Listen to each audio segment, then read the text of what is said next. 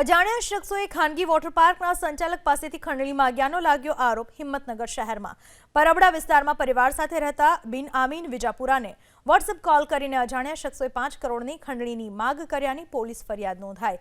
અજાણ્યા શખ્સોએ ફરિયાદી પાસેથી 5 કરોડ અને પરિવારજનોને કોલ કરીને 2 કરોડની ખંડણી માંગ્યાનો આરોપ લાગ્યો છે। અજાણ્યા નંબર પરથી વોટ્સએપ કોલ કરી આરોપીએ પરિવાર અને તેની સલામતી માટે પ્રોટેક્શન મની तरीके 7 करोड़नी रकम खालिदभाई नामना शख्सने आपवा धमकी आपी। एटलुं ज नहीं, जो समयसर रकम चूकववा नहीं आवे तो फायरिंग करवानी पण धमकी आपी। फरियाद नोंधाता ज बी डिविजन पोलीसे फोन करनार अजाण्या शख्स विरुद्ध गुनो नोंध्यो। साथे ज एलसीबीनी अलग अलग टीमों बनावी तपास हाथ धरवामां आवी।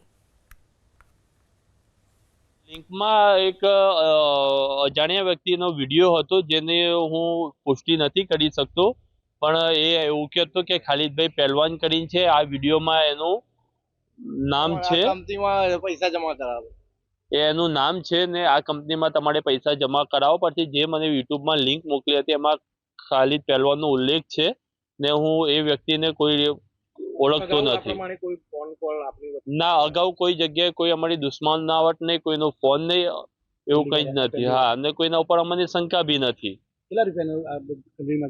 मारा जोड़े 5 करोड़नी खंडरी मांगी थी, मारा भागीदार जोड़े 2 करोड़नी खंडरी मांगी थी।